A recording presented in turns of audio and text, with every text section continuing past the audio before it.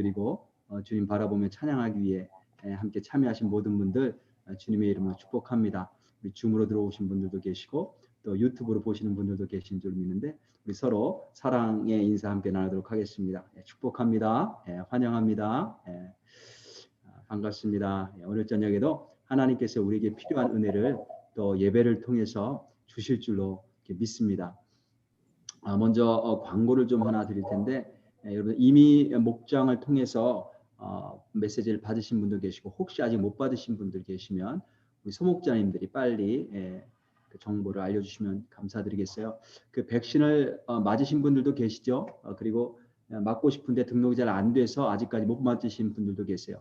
우리 한인의 그 건강학교라고 하는 기관에서 이번에 한인들 신청하신 분에 한해서 150명 백신을 맞을 수 있도록 4월 7일 날 시간까지 이렇게 정해서 예약이 돼 있어요. 그래서 이미 지난 언제 3월 초인가요? 신청하신 분들 한 80여 명 되거든요. 그분들 빼고 한 70분 정도도 받으실 수 있는데 이미 30분인가 벌써 오늘 오후에 신청을 하셨대요. 그래서 이게 이제 아무리 내가 맞고 싶어도 너무 늦으면 접수가 마감이 되면 등록이 될 수가 없어요. 그래서 오늘 저녁 중으로 여러분들이 이제 카톡에 보면 여러 정보들이 있거든요. 그 정보들을 영어로 쓰셔서 저에게 바로 보내주시면 제가 오늘 저녁에 정리해서 우리 교회 강윤경 자매님께 보내드리려고 합니다. 그렇게 하시면 되겠어요. 네, 됐죠? 자, 우리 이제 기도하고 우리 계속해서 말씀 나누도록 하겠습니다. 기도하시겠습니다. 하나님 감사합니다. 오늘 이 저녁을 하나님께서 특별하게 선택하시고 또 기름 부으시고 우리로 하여금 모여서 주님을 찬양하며 예배할 수 있게 하시니 감사드립니다. 이 시간에 함께 하셔서 하나님을 사랑하고 사모하고 주님을 바라보는 당신의 자녀들 한 사람 한 사람 주님께서 만지시고 또 하늘의 것으로 신령한 은혜로 채워주시기를 원합니다. 주님을 우리의 영혼이 깨어서 찬양하며 예배하기 원하오니 이 시간 우리와 함께하여 주옵소서. 예수님의 이름으로 기도드렸습니다. 아멘.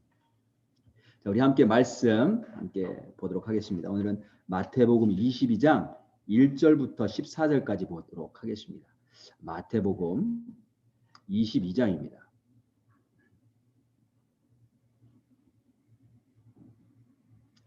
마태복음 22장 1절부터 함께 보도록 하겠습니다. 22장 1절부터 우리 14절까지.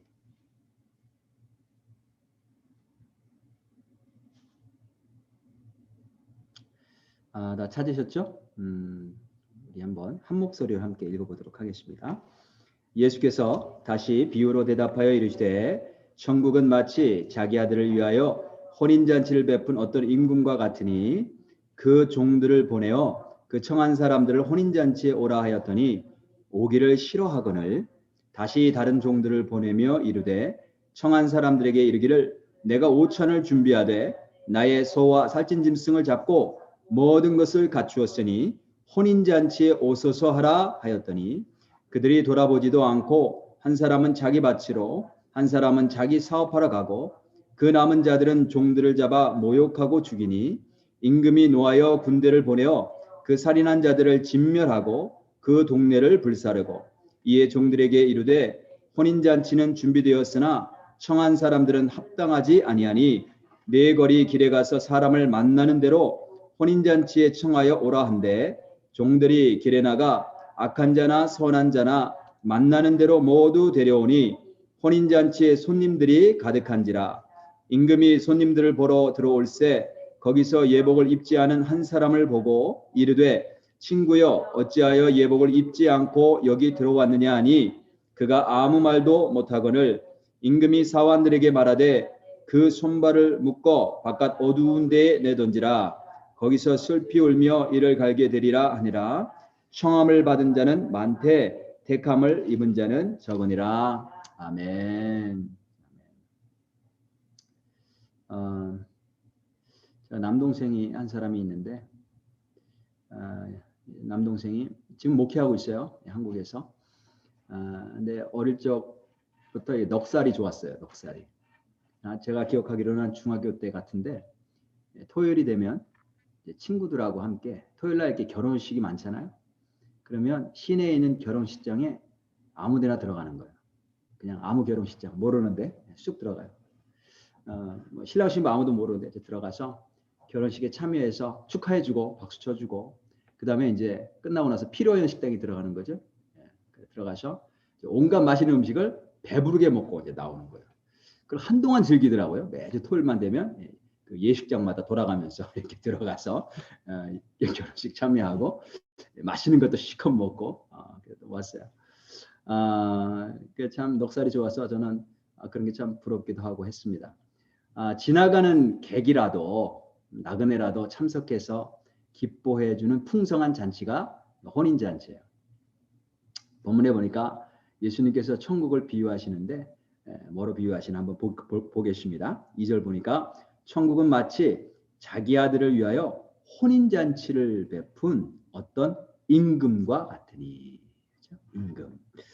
천국이 혼인잔치가 아니고 혼인잔치를 베푼 어떤 임금과 같다. 이렇게 말씀하고 계세요. 그래서 천국이 어떤 장소가 아니라 인격으로 말씀하고 계시죠. 천국은 하나님의 통치를 받는 나라예요.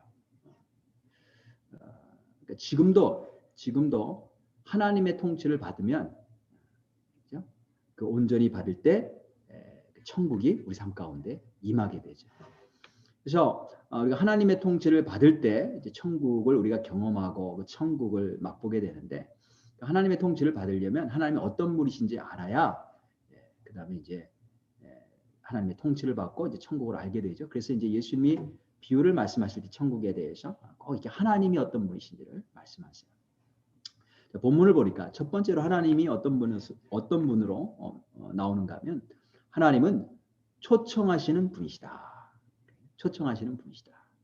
초청을 하시는데 누구나 다 초청해요. 누구나 다 초청하십니다.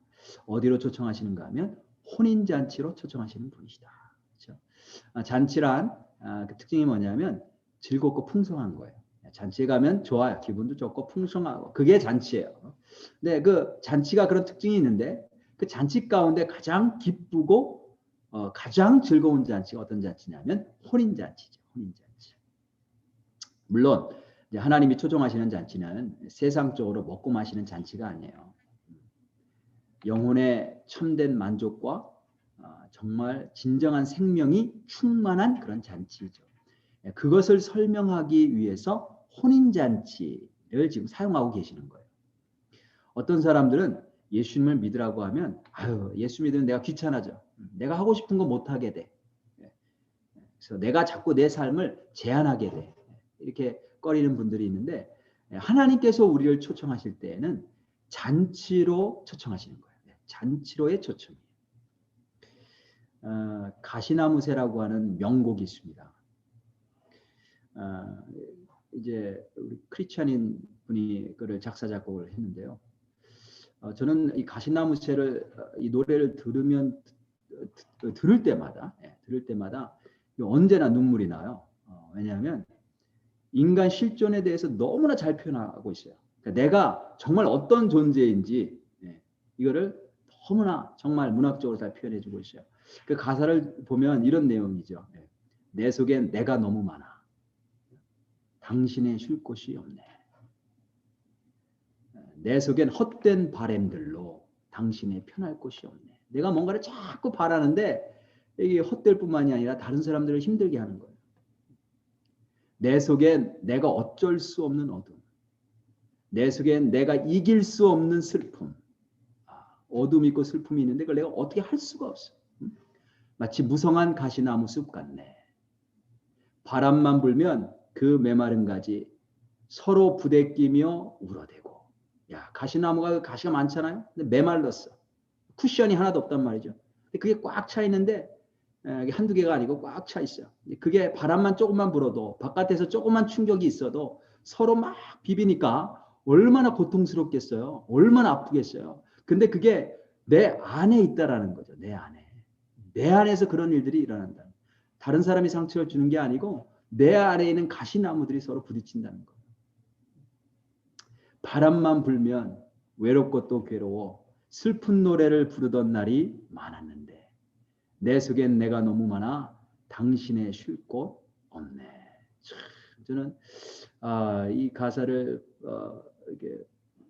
이렇게 보면서 읽으면서 또 노래를 들을 때마다 야, 이게 어떻게 참 나의 이 내적인 문제를 이렇게도 정말 기가 막히게 표현해주고 있는가. 누구 한 사람 편이 내 안에 들어올 공간이 없다는 거죠.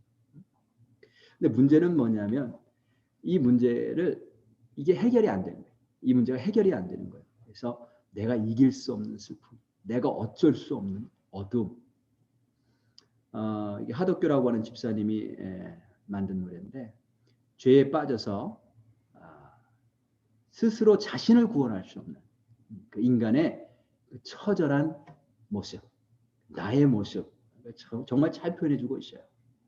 하나님께서 그런 나를 그런 어둠과 슬픔에서 구원해 주시는 거예요.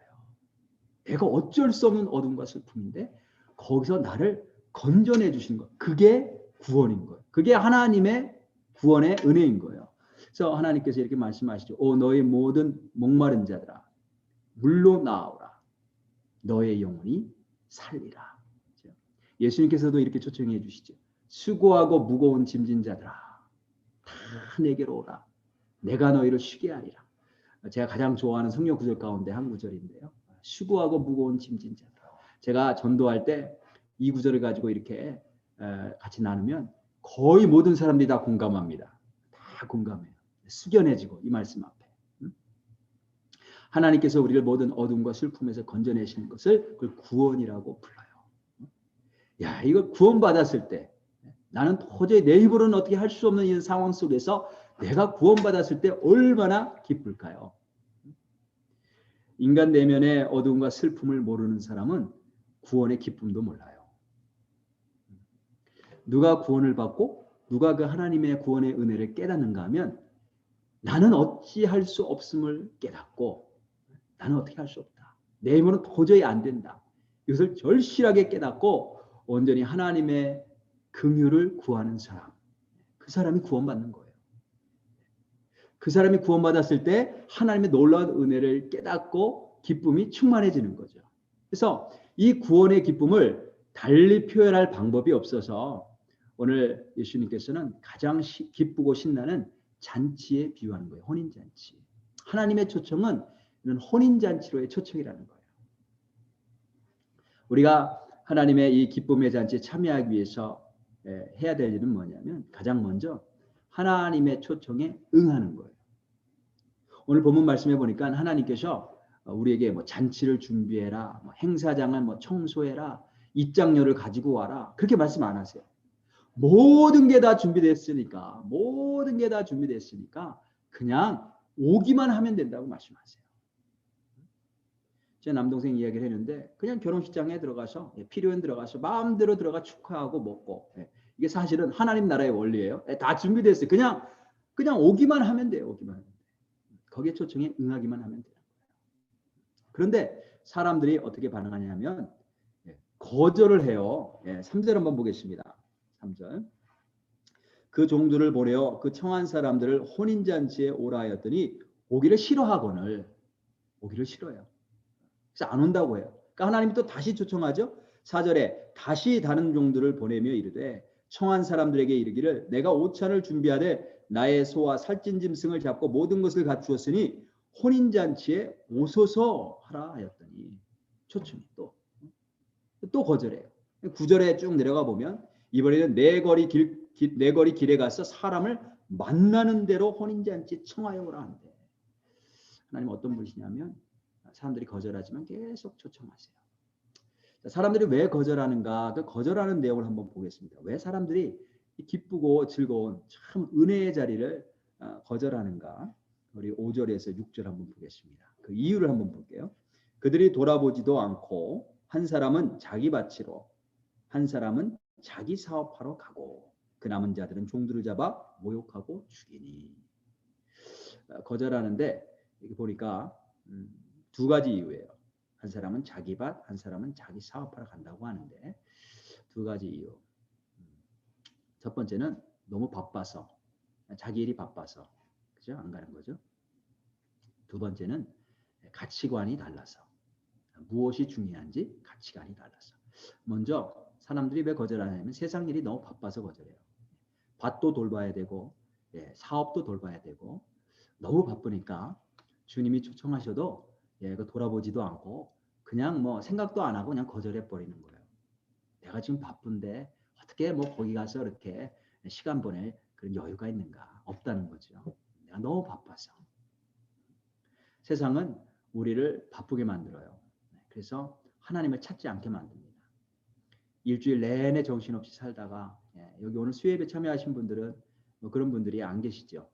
근데 일주일 내내 정신없이 살다가 그냥 1시간 예배 드리러 참여해요. 뭐 이제 찬양 부르면 찬양에 위로받고 또 설교 들으면서 하나님이 나에게 복 주시는구나 이걸 확인하고 또 돌아가요. 그리고 나서 또 다시 바쁘게 정신없이 세상에 끌려다니면서 이렇게 생활을 하는 분들이 참 많아요. 바쁜 게 나쁜 건 아니에요. 우리가 바쁘게 살고 열심히 살아야 됩니다. 할 일이 얼마나 많은지 몰라요. 할 일이 정말 많죠. 정말 시간이 부족해서 해야 될 일 다 못하고 이렇게 지내요.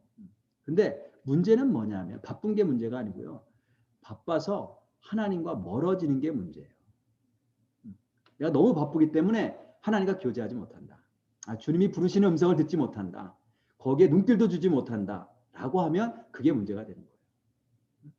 내가 말씀 읽을 시간도 없고 너무 바빠서 기도할 시간도 없고 성령님께서 뭐라고 말씀하시는지 음성 들을 시간도 없고 그렇다면 그건 이제 사탄이 원하는 거죠. 사탄이. 백화점 왕이라고 불리는 존 워너 메이커라고 하는 사람이 있어요. 이 사람이 제법 옛날 사람이에요. 1800년대 말. 근데 이 사람이 백화점 사업으로 굉장히 큰 성공을 했어요.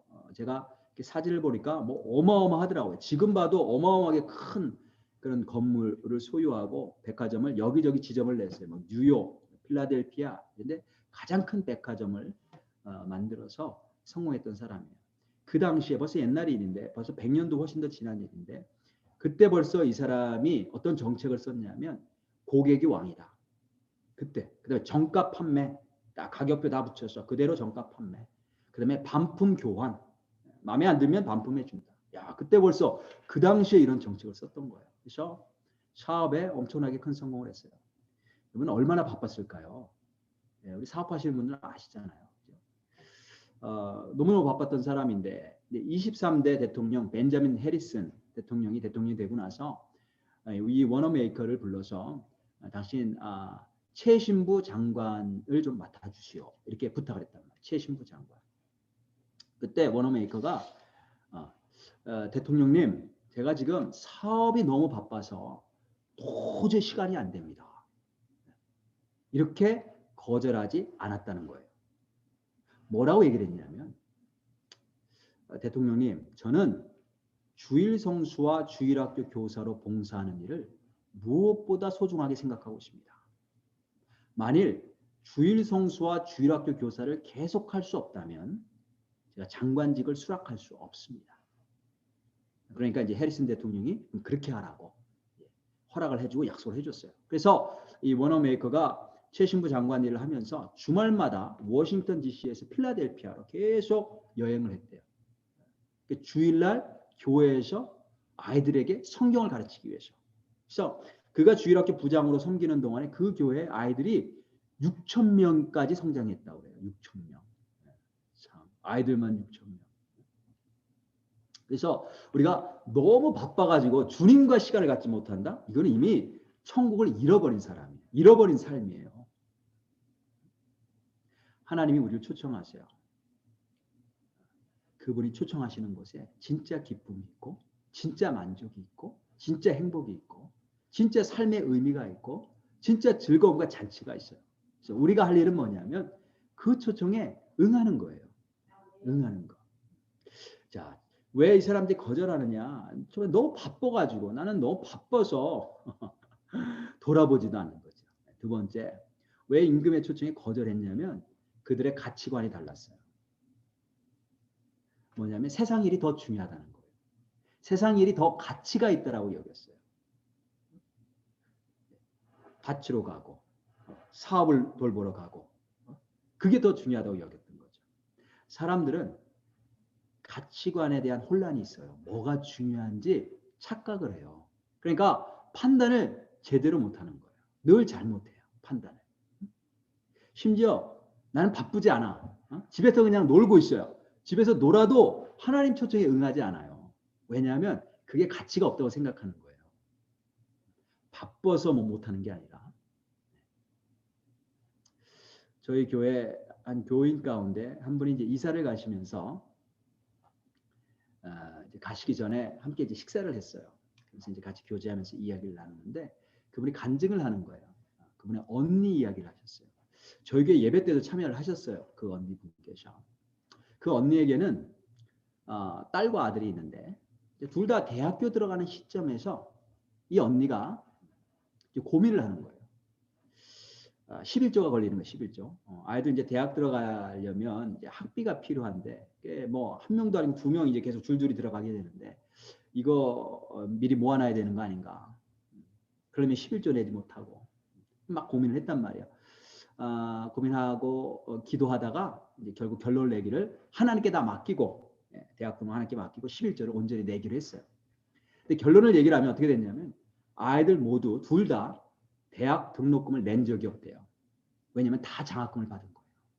다 장학금을 받아서 하나님이 채워주셨어요. 아들은 대학을 졸업할 때쯤에 한국 최고의 기업 포스코하고 LG에서 양쪽에서 다 인턴이 돼가지고 양쪽 다 가서 일을 하게 됐어요. 그거 끝나면 이제 그 사원으로 입사할 가능성이 굉장히 커지는 거죠. 딸은 한국뿐만이 아니라 미국에서도 공부할 수 있는 길을 열어주셔서 졸업했는데 졸업할 때 양쪽 대학 양쪽에서 대학 졸업장을 받게 됐대요. 그러면서 등록금 때문에 걱정했는데 하나님께 맡기고 11조 드렸더니 하나님이 이렇게 책임져 주시더라.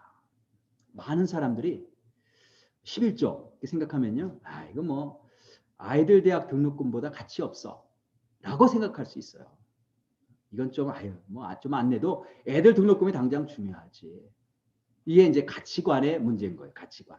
어떤 게 더 가치가 있느냐, 어떤 게 더 중요한가 이거죠.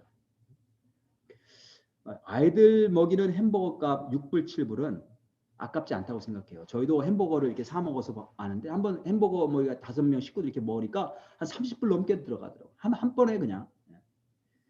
햄버거 값 하나에 뭐 6불 7불 이렇게.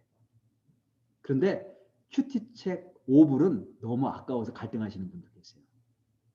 혹시 우리 성도님들 가운데 부부가 큐티책 한 권으로 나눠서 큐티하시는 분 계세요? 이런 걸 가리켜서 인색하다, 궁색하다 이렇게 말하는 거예요. 그 5불이 아까워서 하나님 앞에. 아이들 교회 캠프 이렇게 보내는 거, 신앙 캠프 이렇게 보내는 거, 뭐 100불, 200불 이거 너무 아까워해. 근데 애들에게 전혀 필요 없는 최신 셀폰을 바꿔주면서 1000불 안 아까워해. 그거 왜 바꿔줘요, 애들을? 멀쩡한 셀폰을? 이게 뭐냐면 가치관의 문제인 거예요.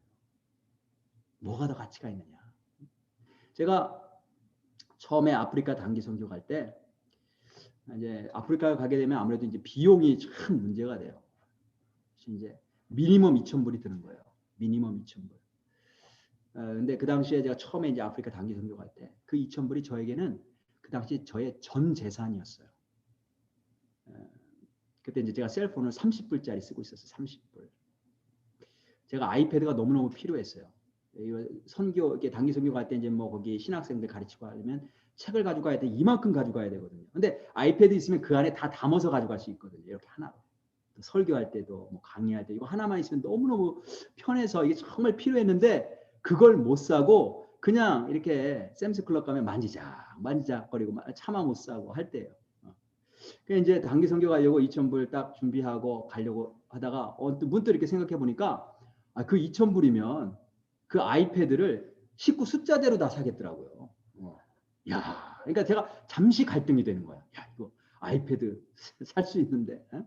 근데 곧 무엇이 더 가치 있는가 생각해 보니까 당연히 주님 나라 위한 선교. 이거는 가치를 매길 수 없는 그런 일이었어요. 그런 귀한 사역이었죠. 우리가 인터넷 하는 거, 드라마 보는 거, 영화 보는 거, 게임하는 거 1시간, 2시간, 3시간 금방 흘러갑니다. 근데 이런 시간 보내는 것은 전혀 아깝다고 생각 안 해요. 그런데 큐티 30분 하는 거 기도 뭐 한 30분 1시간 하는 거, 삼공부 모여서 좀 일주일에 1시간 하는 거, 성경 읽는 거, 이거는 너무 아까워하는 거예요. 왜 그런가 하면 이게 다 가치관의 문제예요. 가치관. 뭐가 중요한지를 몰라서 그러는 거예요. 나를 위해서 쓰는 거, 뭐 자식을 위해서 쓰는 거 아까워하지 않죠. 어떻게 해서 더 많이 투자해주고 싶고. 근데 주님과 함께하고 주님 기뻐하시는 일에 내가 시간을 들이고 물질을 사용하는 것은 불편해할 때가 참 많이 있어요. 본문에 보니까 이 사람들이 거절하는데 밭하고 사업이 주님의 초청보다 더 가치가 있다고 여겨서 그 임금님의 초청, 하나님의 초청, 주님의 초청을 거절해요. 아니 세상에 영원한 생명과 하늘 유업보다 더 가치 있는 게 어디 있겠어요. 그런데 가치 판단을 잘 못하는 거예요. 뭐가 중요한지를 모르는 거예요. 물질이 더 가치 있을까요? 아니면 그 물질을 주시기도 하시고 가져가기도 하시는 하나님이 더 가치 있는 분이실까요? 우리 모두가 다 자녀에게 다 잘해주고 싶어요. 그런데 하나님께서 오직 하나님만이 우리 자녀들의 인생을 책임져 주시고 열어주실 수 있다는 것을 기억하면 우리는 금방 뭐가 더 중요하지? 뭐가 가치 있는 일인지 금방 알게 돼요. 참된 축복과 평안은 주님으로부터 온다는 사실을 믿으시길 바라겠습니다. 주님이 가장 귀한 분이시다. 왜냐하면 그분이 나를 그렇게 여기셔요. 나를 그렇게 여기시고 나를 하늘나라로 인도하시기 위해서, 천국으로 인도하시기 위해서 예수님 하나밖에 없는 외아들까지 아낌없이 내어주신 분이세요. 그분이 예수 그리스도를 통해서 우리를 하늘나라 단체로 초청하시는 거예요. 네. 그러니까 세상에 그 어떤 것도 사실은 이것과 비교 안 되는 건데 우리는 비교를 하고 있다는 거예요. 이제 사람들이 초청을 거절하니까 임금이 종들을 시켜서 다른 사람들을 막 초청해요. 다시 한번 읽어볼까요? 8절부터 10절까지 한번 읽어보겠습니다. 이에 종들에게 이르되 혼인잔치는 준비되었으나 청한 사람들은 합당하지 아니하니 네 거리 길에 가서 사람을 만나는 대로 혼인잔치에 청하여 오라 한대. 종들이 길에 나가 악한 자나 선한 자나 만나는 대로 모두 데려오니 혼인잔치에 손님들이 가득한지라. 자, 이 내용을 보면 이제 바울이 이렇게 전도할 때 우리가 전도할 때도 이제 이런 똑같은 현상이 일어나죠. 유대인들이 거절했어요. 바울 전도할 예수 믿으라고 전도할 때 유대인들이 거절하고 핍박했어요. 그러니까 이방인들에게로 가서 전도를 하죠. 이제 그 내용이에요. 그 내용. 하나님께서 유대인들에게 메시아를 보내주셨죠. 예수님을 보내주셨어요. 그들이 거절하고 예수님을 십자가에 못 박아 죽였어요. 그랬더니 이 하늘나라 복음이 이방 나라로 전 세계로 퍼지는 그런 기회가 됐어요. 저의 이제 목표는 뭐냐면 궁극적인 목회의 목표는 우리 성도님들 한 사람 한 사람을 예수님의 제자로 세우는 거예요. 왜냐하면 그게 예수님께서 명령하신 거기 때문에 그래요. 마태복음 28장 그죠? 너희는 가서 모든 민족으로 제자를 삼아. 이게 예수님의 마지막 명령이거든요. 그래서 저는 믿기를 아무리 교회 교인들이 많아도 예수님의 제자로 세워지는 사람이 없으면 그 많은 숫자가 소용이 없다는 거죠. 아무런 소용이 없다. 그래서 제가 이거를 이제 우리 성도님들에게도 알리고 우리 소목자님들에게도 알리고 그래서 우리가 교회에서 다른 거 하지 말고 이걸 하자는 거예요. 이걸 하고 우리 함께 갑시다. 근데 만약 우리 성도님들 중에 난 그 별로 관심이 없어. 그냥 난 내 식대로 신앙생활 지금 잘하고 있으니까 그냥 내 식대로 신앙생활 하겠다. 이런 분들이 계시면 그거 어떻게 할 수 없는 거예요. 왜냐하면 결국은 나의 선택인 거죠. 나의 선택. 하나님께서 사람들 계속 초청하세요. 계속 초청하시는데 잔치에 안 오겠다라고 하는 사람들을 보니까 강제하지 아니하셨어요. 대신에 종들에게 나가서 만나는 대로 초청하라. 계속 명령하시죠. 그래서 결국은 잔치에 사람들이 가득 차게 됩니다. 자, 이제 비유가 여기서 끝나지 않고 마지막에 결혼식 예복에 대한 내용이 뒤에 붙어서 나와요. 고대 유대 사회에서는 결혼식 때 초청받은 사람들이 예복을 입고 참석해야 돼요. 그게 관습이에요. 예복을 안 입고 참석하면 어떻게 되느냐? 그 결혼식 그 잔치 주인에게 큰 무례를 행하는 것으로 여겨졌어요. 제가 이제 아프리카 가서 이제 예배를 드리잖아요. 이제 뭐 주일 예배 이렇게 드리는데 제가 처음에 깜짝 놀랐어요. 왜냐하면 이 아프리카 사람들인데 다 가난한 줄 알았는데 가난한 동네에서 예배를 드리는데 산골에서도 예배를 드리는데 정말 화려하게 입고 참석하세요. 뭐 노란색, 뭐 핑크색, 빨간색, 파란색 정말 무슨 비단 색깔 실크처럼 아주 화려하게. 그래서 저는 처음에 오해를 했어요. 이분들이 원래는 잘 사는 건가? 근데 알고 보니까 이분들이 가지고 있는 최고의 예복인 거예요. 그러니까 예식 때만 입는 옷인 거예요. 잔치 때만 입는 그 옷을 예배 때 하나님 앞에 나올 때 그걸 입고 나오는 거예요. 우리 11절부터 한 13절까지 한번 보겠습니다. 임금이 손님들을 보러 들어올새 거기서 예복을 입지 않은 한 사람을 보고 이르되 친구여 어찌하여 예복을 입지 않고 여기 들어왔느냐 하니 그가 아무 말도 못하거늘 임금이 사환들에게 말하되 그 손발을 묶어 바깥 어두운 데에 내던지라 거기서 슬피 울며 이를 갈게 되리라 하니라. 보니까 이제 잔치가 열렸는데 이 혼인잔치 그 예복을 입지 않고 참석한 손님을 발견했단 말이에요. 그러니까 주인이 아주 좀 심한 그런 명령을 내리시는 것 같죠. 손발을 묶어서 쫓아내라. 그 어두운 곳에 쫓겨나서 이를 갈게 될 것이다. 아우 너무 이게 심한 거 아닌가? 뭐 예복 그렇게 중요한가? 우리가 그렇게 생각할 수 있어요. 이 말씀 뭘 말씀하시냐면 마지막 날에 진짜와 가짜를 하나님께서 구별하신다는 거예요. 지금은 다 똑같아 보여요. 지금 다 뭐 믿는 사람 같아 보여. 하지만 마지막 날에 가서는 하나님께서 분명하게 진짜 신자와 가짜 신자를 골라서 구분해 내시겠다는 거예요. 어떻게 구분하시는가?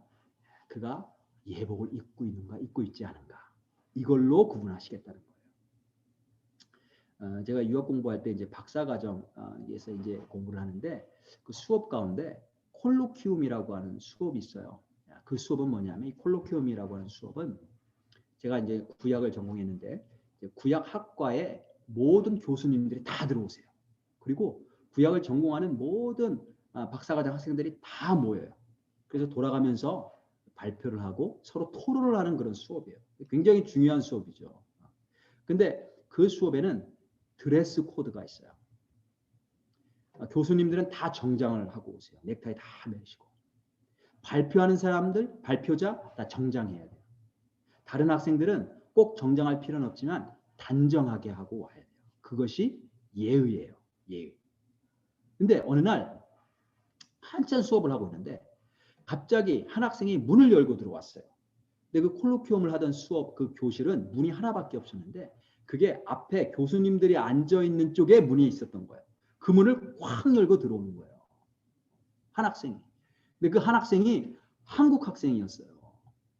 머리는 산발해가지고 이 사람이 자다 말고 일어나서 나온 거예요. 그 잠바를 입고 왔는데 그 하필 왜 이렇게 누런 색깔 잠바를 입고 왔는데 때가 꼬질꼬질 정말 기름때가 꼬질꼬질 발표하던 사람 학생이 깜짝 놀라가지고 딱 멈췄어요. 모든 사람들이 순식간에 얼음. 한국 학생들이 그 동료 한국 학생을 보고 야 정말 너무너무 부끄러웠어요 그때. 그리고 그 학생의 지도 교수가 있을 거 아니에요. 그 학과장이셨는데 그분이 얼굴이 새빨개지는 거예요. 그래서 결론을 말씀드리면 그분이 그 학생이 결국은 학위를 못 받고 한국으로 그냥 돌아갔어요. 그 학생이 왜 그런 모습으로 나왔냐면 이분이 밤새 트럭 운전을 해요. 세마이어. 그래서 음식을 시카고에서 음식을 떼어다가 루이빌에 그 한국 가게에다 떨어뜨려 놓고 또 내시빌로 내려가서 음식을 떨어뜨려 놓고 그 돈을 많이 벌었어요. 그래서 집을 지었어요. 한국 학생이 유학생이 세마이어 몰아가지고 밤새워 운전하고 그래서 집을 지은 거예요. 그 수업 시간도 안 들어오고 논문을 쓰는데 자기 식대로 논문을 써요. 세상적으로 보면 굉장히 천재예요. 아주 타고난 천재. 근데 이분이 뭘 몰랐어요? 뭐가 중요한지, 뭐가 가치가 있는지 몰랐어요. 정말 열심히 살았거든요. 밤낮. 밤새 운전했으니까. 공부도 하고 가족도 돌보고 뭐 일도 하고 얼마나 열심히 했어요. 근데 뭐가 가치 있는 일인지 그걸 몰랐던 거예요. 결국은 졸업잔치에 참석하지 못하고 돌아갔어요. 심지어 식당에도 드레스 코드가 있는 곳이 있죠. 정장하지 않으면 들어가지 못하는 곳이 있단 말이에요. 천국은 누구에게나 열려 있어요. 그래서 모든 사람들 다 초청해요. 심지어 어떤 악인이라 할지라도 모든 악인들에게조차도 문이 열려 있어요. 근데 딱 한 가지 조건이 있어요. 그 조건을 지금 예수님께서는 드레스 코드로 설명하고 계세요. 뭐냐면 혼인 예복을 입어야 들어갈 수 있는 거예요. 예복이 있어야 돼. 누구나 들어갈 수 있는데 누구나 들어갈 수 있지만 혼인 예복을 입어야 들어갈 수 있어요. 이 혼인 예복 이게 뭘 상징하느냐? 여러분들 아시죠? 혼인 예복이 무엇을 상징해요? 예수 그리스도를 상징하고 있는 거예요. 우리가 예수님으로 옷을 입어야 천국에 들어갈 수 있어요. 정말 예수님으로 옷을 입고 이 땅을 사느냐? 그렇지 않고 예수님으로 옷 입지 않고 살았느냐? 마지막 날 하나님이 구분해 내신다는 거예요. 진짜와 가짜를 마지막 날 구분해 내신다는 거예요. 지금은 다 뭐 교회 나오고 예배 참석하고 뭐 다 같이 교제하고 다 찬송 부르고 비슷해 보여요. 근데 마지막 날에는 그 구분이 반드시 있다는 거예요. 자, 그러면 우리 예수님으로 옷을 입어야 된다고 하는데 이게 무슨 뜻일까? 한 두 가지로만 말씀을 드릴게요. 첫 번째는 죄 씻음을 받아야 돼요. 죄 씻음. 스가랴서 3장 1절에서 5절에 보면 스가랴가 환상을 봐요. 스가랴가 이제 예언자인데 환상을 봐요. 환상 속에 어떤 내용이 나오냐면 대제사장 여호수아라고 하는 사람이 천사 앞에 서 있어요. 그리고 오른쪽에 보니까 사탄이 서 있죠.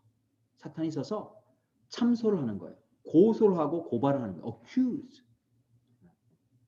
여호수아가 더러운 옷을 입고 있다는 거예요. 더러운 옷을 입고 있습니다. 그때 하나님께서 천사들에게 명령하시죠. 여호수아가 입고 있는 저 더러운 옷을 벗겨라. 그리고 말씀하시기를 내가 네 죄악을 제거하여 버렸으니 깨끗게 하였으니 내게 아름다운 옷을 입히리라. 그렇게 말씀하시고 여호수아에게 정결한 광과 옷을 입히세요. 이 옷이 예수님인 거예요.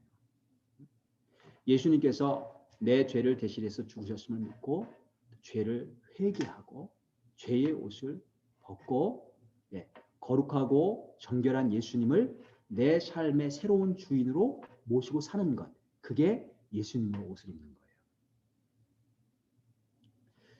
예전에 제가 그 섬기던 교회에서 연세 드신 분들을 이렇게 섬기는 사역을 했던 적이 있어요. 이제 상록회 모임이라고 이렇게 이름을 붙였는데 연세 드신 분들 이제 라이드 혼자 라이드가 없으신 분들 라이드 해드려서 식사 대접도 해드리고 좋은 강의도 듣게 해드리고 서로 교제하게 해드리고 그랬어요. 근데 또 어떤 한 연세가 많이 드신 한 할머니께서 이게 삶을 나누는데 이런 말씀을 하시는 거예요. 저는 요즘 매일 목사님들 설교를 들어요. 근데 설교 말씀 한 75%가 기도하라고 하는 내용이에요. 근데 신기한 것은 뭐냐면 특별히 기도를 하되 회개를 하라고 하는 내용이 참 많아서 신기했어요. 왜냐하면 요즘 회개하라고 하는 설교를 제대로 많이 하는 걸 많이 듣지 못하기 때문에 그렇다는 거예요. 그래서 그런 설교를 자꾸 들으면서 이분이 하나님께서 내가 회개하기를 원하시는가 보다 하고 기도를 했대요. 기도하면서 회개하게 해주세요. 기도를 하는데 자꾸 옛날 죄가 생각이 나더래요. 자꾸 기억이 나요. 심지어는 5살 때 친구들이랑 함께 구멍가게 가서 눈깔 사탕 하나 훔친 거 이것까지 생각나더래요. 그분이 정말 착하신 분이었는데 저는 그분이 사탕을 훔치셨다는 말에 좀 충격을 받았어요. 그래서 누구나 다 죄를 짓는구나 이렇게 생각했는데 그래서 저는 요즘 이렇게 회개 기도하면서 생활하고 있다고 이런 고백을 하셨어요. 그리고 나서 며칠 안 돼서 드러누우시더니 못 일어나셨어요. 세상을 떠나셨어요. 제가 그 모습을 보면서요. 야, 정말 하나님께서 그분을 너무너무 사랑하시는구나. 하나님 앞에 서기 전에 정말 자신을 깨끗하게 모든 죄를 다 씻기시고 데려가시는구나. 정말 사랑하는 딸이셨구나. 이런 걸 깨달았어요. 우리가 하나님 앞에 서기 전에는 우리가 다 회개해야 됩니다. 그리고 주님의 보혈로 죄 씻음을 받아야 돼요. 우리가 사순절을 맞아서 새벽 기도를 하시는 분들이 조금 더 늘어나셨어요. 근데 새벽 기도 이제 할 때 제가 새벽 기도 제목을 파워포인트로 이렇게 띄우거든요. 영상으로. 근데 거기 보면 여러 가지 기도 제목이 있어요. 저는 요즘 사순절부터 아마 그렇게 된 것 같은데 그 첫 번째 줄 기도에서 넘어가지를 못하고 있어요. 첫 번째 줄 기도. 그것만 계속 묵상하면서 기도하는 거예요. 첫 번째 줄 기도 제목이 뭐냐면 저의 죄를 깨끗게 씻으사 양털보다 흰 눈보다 더 희게 하소서. 죄란 뭐냐면 근본적으로 자기중심적이에요. 내가 주인, 내 마음대로 사는 게 죄예요.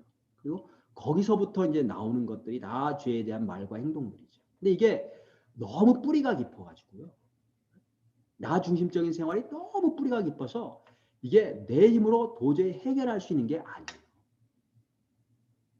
그래서 내 안에 내가 어쩔 수 없는 슬픔과 아픔이 있어. 그래서 먼저 주님 앞에 항복해야 돼요. 항복, 서렌더. 주님, 내 힘으로 해결할 수 없습니다. 동시에 주님이 하실 수 있습니다. 이걸 믿어야 돼요. 예수님이 우리의 죄의 문제를 해결해 주시기 이 땅에 오셨어요. 그리고 그 귀한 보혈의 피를 흘려주신 거예요. 주님이 그 보혈로 나를 씻으실 때 내가 정결하게 될 줄로 믿습니다. 그렇게 우리가 믿고 고백하고 회개할 때에 우리 죄의 문제가 해결되고 예수 그리스도로 옷 입게 되는 줄로 믿습니다. 그렇게 된 사람만이 혼인잔치, 천국잔치에 들어갈 수 있어요. 두 번째로 예수님으로 옷 입는다는 게 무슨 뜻이냐. 성경에서는 예수님으로 옷을 입으면 그 옷에 맞는 옳은 행실을 하는 것으로 말씀하고 있어요. 여러분 경찰복을 입으면 누가 경찰복을 입고 다닌다 그러면 그 사람이 경찰이 해야 될 일을 할 것으로 기대해요. 그죠? 교통을 이렇게 바로 잡거나 아니면 범죄자를 가서 잡거나 그런 일을 할 걸 기대를 하죠. 경찰복을 입고 축구장에서 축구선수로 뛸 수는 없어요. 또 반대로 축구선수가 축구선수복을 입고 교통정리를 할 수가 있는 게 아니에요. 그 옷을 입었다는 건 뭐냐면 그 일을 하도록 그 옷에 맞는 일을 하도록 기대를 한다는 거죠. 요리사 옷을 입으면 주방에서 요리할 것을 기대해요. 저는 가끔가다 식당에 갔을 때 셰프 옷을 입고 갑자기 음식을 가지고 나와서 서빙하는 사람들이 있는데 왠지 깨끗해 보이지 않더라고요. 저는. 틀림없이 그 사람이 만든 음식임에도 불구하고 그 사람은 그냥 주방에서 일을 해야지 그게 맞지. 아무리 자기가 만든 음식이라고 해서 바깥에 나와서 막 서빙을 하는 거 이게 맞지 않는 것 같아요. 그렇죠? 그래서 우리가 예수님으로 옷을 입는다. 우리가 혼인 예복을 입어야 혼인잔치에 합당한데 그 혼인 예복이 이제 예수님이잖아요. 예수님으로 옷을 입는다는 게 뭐냐면 예수님의 일을 하는 거예요. 예수님의 옷을 입었으면 예수님의 일을 하는 거죠. 그래서 요한계시록 19장 8절에 보면 그에게 그가 누구냐면 교회 성도예요. 그 교회 성도에게 빛나고 깨끗한 세마포 옷을 입도록 허락하셨으니 하나님께서요. 이 세마포 옷은 성도들의 옳은 행실이로다. 이렇게 말씀하고 있어요. 그래서 예수님으로 옷을 입는다는 것은 무슨 뜻이냐면 하나님이 기뻐하시는 옳은 행실을 하는 거예요. 그게 오직 예수님으로 옷을 입을 때만 가능해요. 예수님으로 옷을 입으면 내 삶 가운데에 예수님이 나타나셔서 예수님의 일을 하시는 거예요. 당연히 하시는 거죠. 내가 그분의 옷을 입었기 때문에. 우리가 예수님의 보혈을 믿음으로 죄 씻음을 받고 나서 또 죄 짓지 않기 위해서 어떻게 되냐면 예수님이 나의 주인 되심을 날마다 매 순간 고백해야 됩니다. 그분만이 나의 길이시고 그분만이 나의 생명이십니다. 그러면 그렇게 예수님으로 옷을 입으면 그분이 내 삶을 주관하시고 인도하세요. 그래서 하나님의 뜻대로 살 수 있도록 해주세요. 이게 예수님의 옷을 입는 거예요. 이게 옳은 행실인 거예요. 하나님 앞에서 옳은 행실을 하면서 살려면 오직 그 방법밖에 없어요. 내 힘으로 뭐 열심히 살아서 도덕적으로 바르게 살아서 그는 자기 의만 될 뿐이에요. 하나님은 혼인잔치를 준비하시고 모든 사람들을 초청해 주세요. 누구든지 초청에 응하면 들어갈 수 있어요. 어떤 죄인도 들어갈 수 있어요. 그런데 한 가지 조건이 있는데 뭐냐면 혼인 예복 입어야 된다는 거예요. 예수님으로 옷을 입어야 돼요. 예수님의 보혈로 죄 씻음을 받아야 되고 예수님을 주인 삼아서 그분의 인도함 따라서 삶을 살아야 되고. 자, 저와 여러분들 사랑하는 성도님들, 우리 오늘 모두 다 혼인 예복 다 잘 챙겨 입으시고 다 같이 함께 혼인잔치에 들어갈 수 있으시기를 주님의 이름으로 축복합니다. 자, 오늘 말씀 생각하면서 함께 찬양하고 기도하는 시간 갖도록 하겠습니다.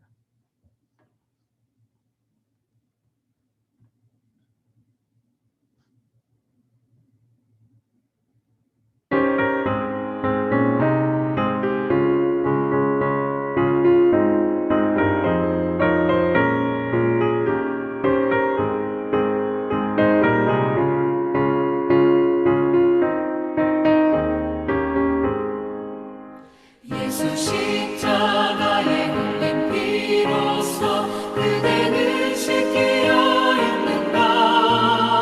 더러운 죄 희게 하는 능력을 그대는 참을지 않은가. 예수의 보혈로 그대는 씻기려 있는가. 마음속에 여러 가지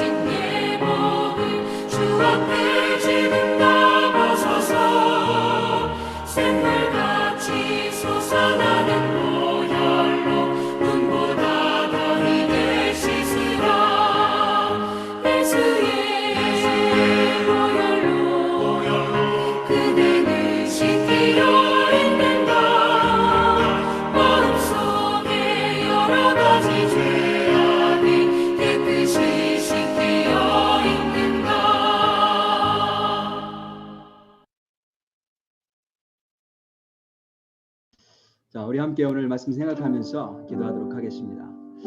우리가 오늘 정말 나는 혼인 예복 제대로 잘 입고 있는가 확인하기를 원합니다. 주님, 예수 그리스도로 옷 입고 살아가게 도와주옵소서. 하나님, 내 안에 내가 어쩔 수 없는 죄악들이 있습니다. 내가 어쩔 수 없는 어둠이 있습니다. 하나님, 긍휼히 여겨주시고 오직 예수 그리스도의 보혈로만이 깨끗이 씻음받고 구원받을 수 있음을 압니다. 모든 죄의 뿌리들이, 모든 악한 습관의 뿌리들이 완전히 뽑혀지게 하시고 소멸되게 도와주옵소서. 이 저녁에 역사하여 주시옵소서. 나를 정결케 하시고 깨끗게 하여 주옵소서. 무엇보다도 하나님, 내가 주인 되어서 내 마음대로 살아가려다가 생긴 가시이고 쓴뿌리인 줄로 믿습니다. 하나님 이제는 예수 그리스도가 나의 주인 되심을 고백하며 그분 앞에 온전히 항복하고 순종하며 엎드리기를 원하오니 하나님 나를 깨끗게 씻으시고 주님 나라 위에 귀하게 다시 한번 세워 주옵소서. 하나님 주님을 나의 주인으로 모시고 주님과 함께 동행하기를 원합니다. 내 삶 가운데 내 모습 속에 예수 그리스도의 선하고 올바른 행실이 나타나고 드러날 수 있도록 하나님 도와 주옵소서. 오늘 이 시간 말씀 듣고 나에게 주신 음성 가지고 주님 내가 그동안 살면서 너무 바쁘다고 또 하나님 가치 판단을 잘못해서 하나님 주님께서 원하시는 것보다 내가 원하는 것을 위해서 살았습니다. 온전히 다시 한번 하나님 변화되어지고 조정되어지는 저녁 될 수 있도록 축복하여 주옵소서. 함께 말씀 생각하면서 통성으로 기도하도록 하겠습니다. 기도하시겠습니다. 하나님 아버지 감사합니다. 오늘 하나님께서 우리를 사랑하시고 주님 앞에 나오게 하시니 감사합니다. 하나님 아버지 이 시간에 다시 한번 하나님 혼인예복을 내가 잘 입고 있는지 주님께서 하나님 혼인잔치에 우리를 초청하시고 우리를 하나님 아버지 주님 앞으로 인도하셨는데 내가 정말 예수 그리스도로 옷 입고 하나님 하루하루 정말 제대로 살아가고 있는지 가짜가 아니라 진짜인지를 다시 한번 말씀을 거울 삼아서 확인하기를 원합니다. 성령님 하나님 역사하시고 주장하셔서 내 안에 내가 어쩔 수 없는 그런 슬픔과 아픔이 있다면 어둠이 있다면 죄악이 있다면 하나님 그 뿌리를 주께서 끊으시고 뽑아내시고 하나님 아버지 소멸시키시고 정결케 하여 주시기를 원합니다. 하나님 오직 주님만이 하실 수 있음을 고백하며 주님 앞에 무릎을 꿇고 주께서 정결케 하시기를 구하며 하나님 주의 아버지 기름 부으심과 하나님 아버지 보혈로 하나님 쓰시심을 구하오니 주님 역사하여 주시고 이 저녁에 하나님 누간 종을 깨끗게 하시고 온전케 하시는 저녁 될 수 있도록 하나님 아버지 축복하여 주옵소서. 내가 주인 되어 살아가지 않게 하시고 예수님이 주인 되어 살아가게 하시고 예수 그리스도로 옷을 입고 예수 그리스도의 옳은 행실을 하며 하나님 아버지 살아갈 수 있도록 주님 역사하시고 이끄시고 인도하여 주시옵소서. 그렇게 이끌어 주시고 축복하여 주시옵소서.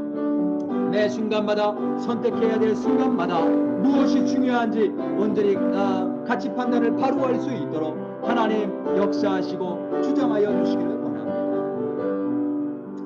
하나님 아버지 오늘 하루도 참 열심히 살았습니다.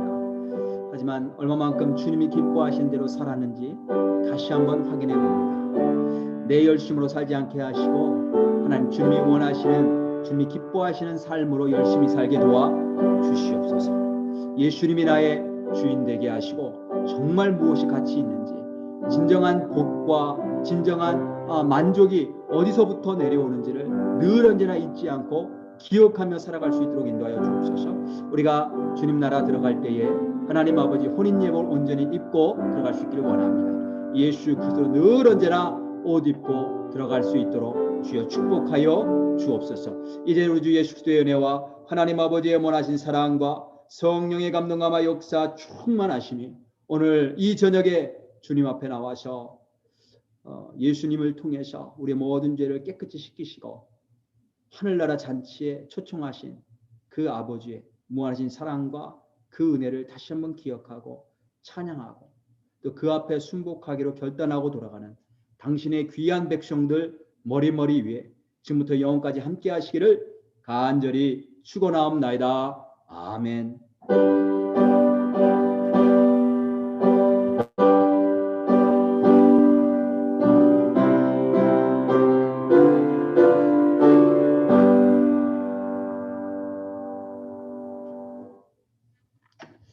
아멘. 자, 우리 예배 마쳤습니다. 우리 반가운 얼굴들이죠? 예, 한번 좀 여유 있게 좀 보시면서 인사 좀 나누겠습니다. 고맙습니다. 사랑만 되세요.